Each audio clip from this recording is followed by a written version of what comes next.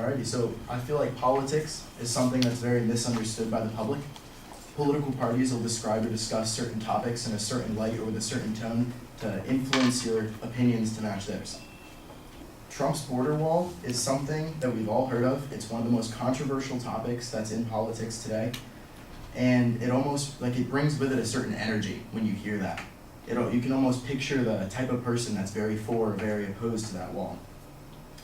That wall is viewed as an awful movement now by many people that supported it when President Obama promised with the agreement of Nancy Pelosi that we need to build a 700-mile wall along the border.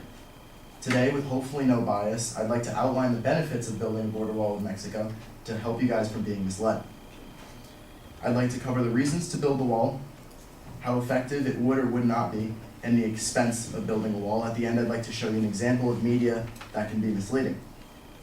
The biggest reason to build a wall, I think, is to protect the immigrants that are coming here legally. People going through similar or the exact same hardships that are going through a difficult process that takes a lot of money and a lot of time, and it's taking opportunities from those families. Not to mention the legal immigrants that come here are model, not citizens, but they're, as a demographic, they act better than citizens do, while illegal immigrants tend to be a lot worse for the country. According to NBC in 2018, 3.5% of the US population is illegal immigrants, and they're committing 37% of all the murder in the country. 60 to 70% of drug trafficking charges last year were with illegal immigrants. And also according to NBC, 42% of those illegal aliens are here by expired visa, meaning they came here legally, their visa expired, and they stayed. So the wall wouldn't do anything for that. It would only help, or it would only protect against the 58%, but that's 21.46% of all the murder last year in the United States caused by people that the wall would have stopped from crossing illegally. The fact that people can even debate that amount of, or any amount of money being more valuable than protecting those lost lives is incredible. Many of you may be thinking, who's to say that the wall will really keep people out? And a lot of that has to do with media frequently discussing the lack of security that the wall would actually provide. It doesn't necessarily mean that it's the case. In June of 2002, Israel built a wall because of a lot of terrorist threats and eliminated 99% of their illegal immigration. So what amount of money would you consider to be worth that level of security? And what if it paid for itself? The price of the border wall, according to Trump, would be $5.4 billion, while the liberal estimation is closer to $20 billion. Running with the amount exactly in the middle, we have just under $13 billion. As Steven Crowder said, with a yearly budget of $4 trillion, $13 billion is merely a drop in a bucket. But I told you it would pay for itself. Does anybody have any guesses as to what illegal immigrants cost the country in taxpayer money in 1 year? Any guesses? Anywhere from hundreds of thousands to 7, 8, maybe even 9 digits. 12 billion. 12 billion? 113 billion. $113 billion annually. Multiply that by 58%, because again, 42 came with expired visas, or are here with expired visas, which the wall would not prevent. And that's just under $65 billion. That could rebuild the wall 5 times every year, in saved money. Or that money could be used to help public schools, public services, hospitals, or even the legal immigration process, which is costing us $200 to $250 billion a year. This means illegal immigrants are taking tens of billions of dollars from the agencies that are also dealing with the legal immigration process. They're making the process to get here legally more expensive and take a lot longer, be a lot more tolling on the countries that are trying to do it legally. All of this being said, it starts to sound like a more rational idea, but I'm sure many of you aren't just going to change your minds just like that. And a lot of that has to do with media opposing the wall, as said by Emily Ekins, as it's an exclusion of immigrants and racial minorities and thus immoral, or often even see it as a symbol of racism. Some media has even given facts and statistics similar to mine, but said in a manner to oppose the wall. I'd like to show you guys an example of that. just something that is very far left and shows similar statistics in a different light. How do you turn the volume up? There's a knob on the dashboard. On this? Yes, on the right. Yeah. It would easily be one of the single most expensive pieces of infrastructure in American history, costing as much as 20 Hoover Dams or NASA's entire annual budget. Because it's estimated that between 27 and 40% of all undocumented immigrants in America came here on planes. I forgot about planes. These immigrants didn't sneak over the border. They came here legally, through passport control, then just overstayed their visas. And guess what? Border wall's not gonna stop them because, reminder, planes can fly over walls! You fools! You forgot about planes! We always forget about planes! So, the two statistics that he mentioned, one of them was NASA's budget for a year. And the way he said it sounds like a lot of money. And when he mentions the immigrants coming on planes, the statistic he actually cited was 27 to 40%, while what I cited was 42%. With my estimation, it's 58% coming over the border would have been stopped by the wall. With his statistic, it's 60 to 73%. And when he says it, it sounds like the planes go over the wall, so the wall's completely useless. But in the statistic he cited, he also said that it would stop 60 to 73%, which would easily be worth NASA's or any one of the small agencies, small government agencies' annual budget, especially being that it would pay for itself in a couple of months. I hate to see people see people misled by the media, especially to the degree that I feel that many people have been misled about this topic. I hope that in these 7 to 8 minutes, I've inspired some of you to do your own research on topics that you feel strongly about and learn both sides to an argument, because sometimes certain sides just aren't being heard.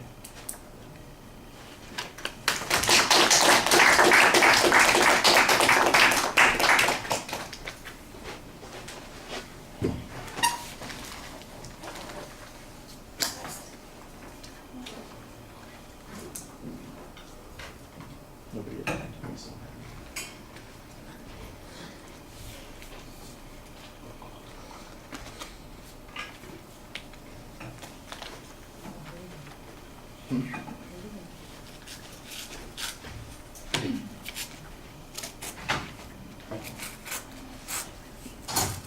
What?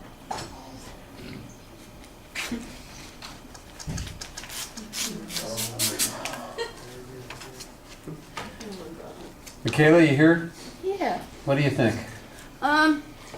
Overall, I thought you did a good job. I give you props because that's kind of a Sore hard, topic. yeah. So I give you props on that. But the only problem was I thought that like it wasn't very informative, and you did add like sources and stuff. But like I thought you could also like to make it somewhat uninformative, but somewhat more personal. You could have added like how like, because with this about the wall, it's a lot of people think it's about their families and like keeping their families away from them. So I felt like you could kind of like touch more on that, like how it's gonna also help them and like not just, because that's where most of the problems come from. It's not so much of like the whole entire wall. It's mostly like their families are gonna be separated or like kept out or just like not accepted and stuff. And then yeah, just somewhat don't read the paper a lot. Just more just like talk to us, because I felt like you were reading the paper a lot, but just talk to us, just like a friend, you know? And that's it. But overall, it was good. I learned a lot. Okay.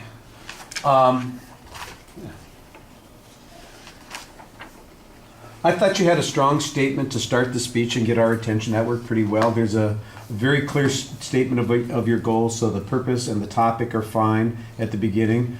There was also a solid preview of the material. Now, in the body of the speech, I didn't catch that organizational structure quite as clearly, and I think it's there, but it's one of those things that, as you're presenting it, you kind of are talking about the controversies on the issue, and you forget to remind us what the pattern is and use those transitions. Nothing sounded awkward but it did sometimes, I needed to see where the next step was going instead of just being, in this set of information that you were presenting at the time. How does that connect to the previous thing that you were talking about? And how does it lead us to the next thing?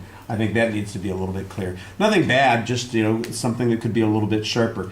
There were several places where there's supporting material that's being cited, but there were some places where there wasn't any supporting citation of the supporting material. For example, I helped you out because you looked like you needed somebody to give you an answer, so I just gave you a random answer, and then you said that's actually what $113 billion. Yeah. And where did that come from? Because that's not cited in your presentation, and I'm sure that you've got information from someplace, but that would have been one of those places that said, well, according to the FAIR, the immigrant FAIR group, Yeah. I forget what their acronym stands for. They say that's what it is. That's actually my fault. I meant to, Yeah. but it was one of the things Yeah. blocked out by that. So it's just like one of those little things that I know that you have a source for the information because you had sources for the other information, but there are just places where that happens, where information doesn't get cited. The main issue that I have like I said, I think you do a good job on the content and the supporting material for the most part. Organization was fine. Stuff that the visual is okay. It's kind of interesting. It ties into the political aspect that you're talking about in that third point, but I think the third point needed a little bit more development so that makes sense, because it just feels like it's a little bit off center of what we're talking about. This sounds like it's a persuasive speech that's being adapted to an informative project, which is not necessarily a bad thing, but there are places where it just drifts over too far into the persuasion. And what you're trying to do is you're trying to use this as an example about how information gets distorted, and I like the way that you explained it afterwards. I thought you did a good job on that. But that was the only thing that you had that was a visual in the presentation. And you had a whole bunch of statistical information in that first section that would have been easy to put onto either a bar graph or pie chart, for instance, when you're talking about the cost issue or the ratio of people in the country, or like you held a bunch of criminal statistics and that sort of thing. Like that would have been a very good one to have on a pie chart to say what percentage of the crime is committed by people, or murders is committed by people who are here illegally, and what percentage of the crime. You could visualize that pretty easily, and it would have been more impactful. It's not that it wasn't there, it was there. I'm just saying that it would have a greater impact on people, and it would feel less like the video is just an afterthought and more like it's part of the presentation. Gotcha. And I think if I'm just listening to you, you sound really good because you are very modulated when you're speaking. You emphasize points in a way that is reasonable. You're not foaming at the mouth or screaming at anything. You're just kind of being deliberate about how you're presenting the information. I do understand a little bit about what Michaela was saying with the audience contact, because you do have a tendency to look down. You've got a lot of information and you're trying to see through that ad on your notes there. So it gets to be a little complicated sometimes. When you look up, you're much more effective, and like I said, your voice was very effective, so I think you're doing a good job. All right, thank you.